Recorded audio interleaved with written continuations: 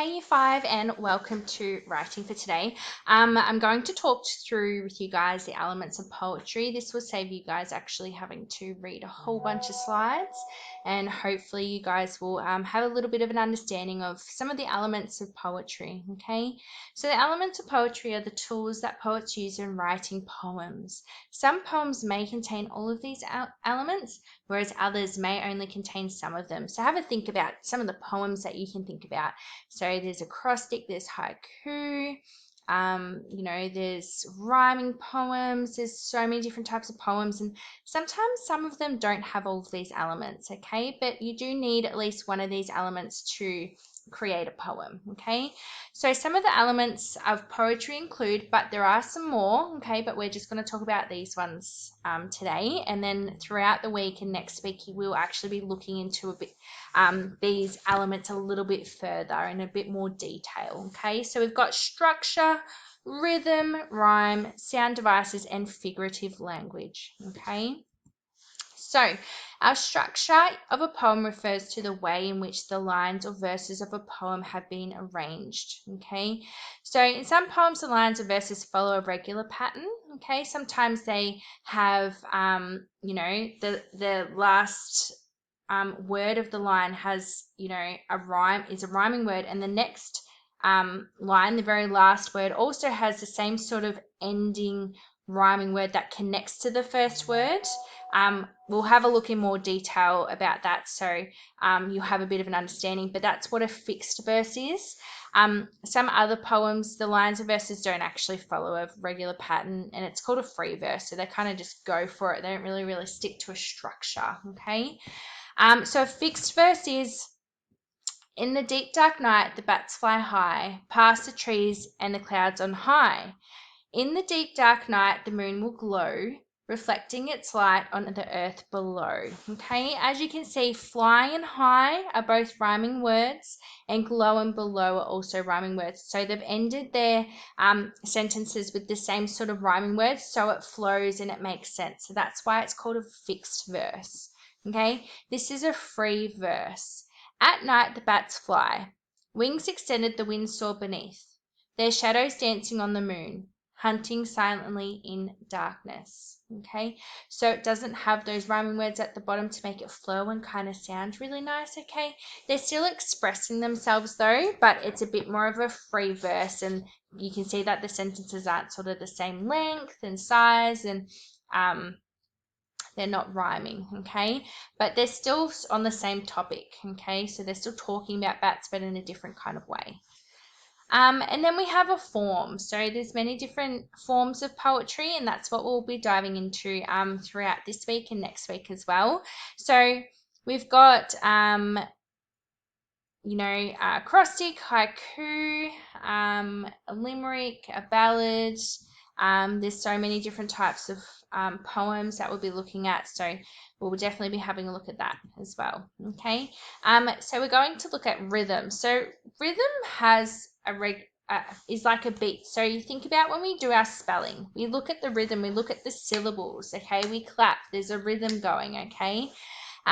Sometimes a poet will write a poem in sort of like a rhythm, okay? So we're like listening to it, okay? It has a bit of a beat, okay? For example, we've got twinkle, twinkle, little star, okay? How I wonder what you are, okay? There's a bit of a rhythm, and you can clap along with it as well, okay? So that's what the rhythm is, and you guys can try this as well and clap along to it and see if there's a rhythm, and you can nod your head and,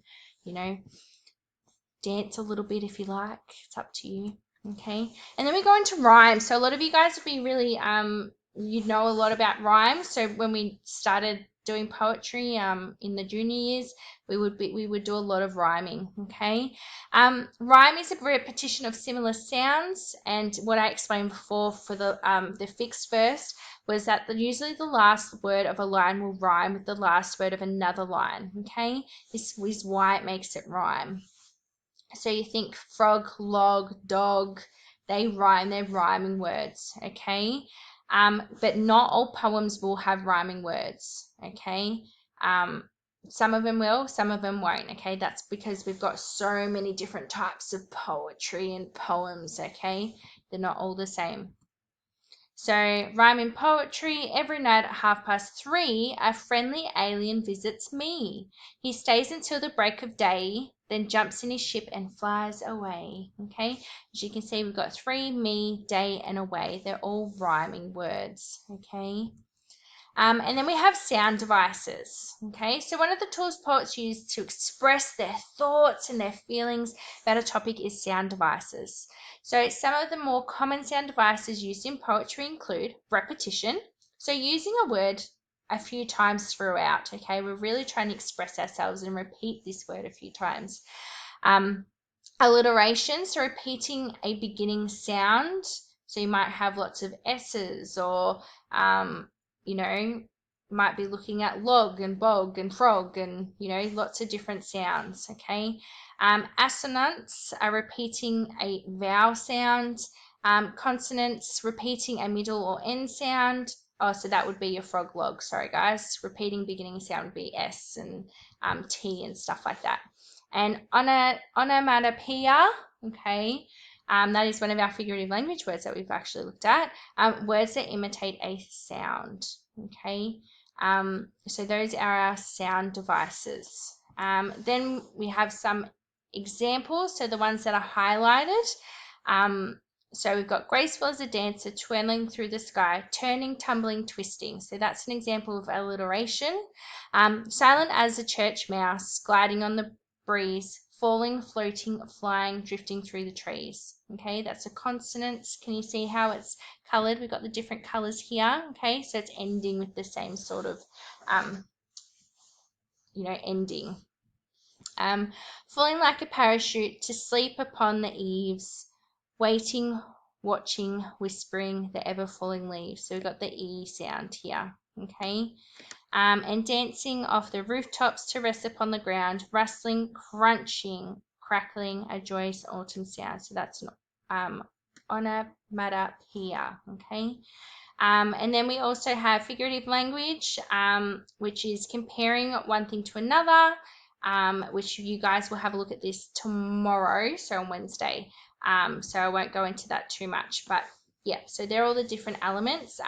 Hopefully this sort of makes sense. I'm sorry for it being such a long video, but you do need to know this. You need to be writing these down, okay? So you need to write down sound devices, what they are, write them in your book, okay? Have a look at the brainstorm that's on the slides for today as well.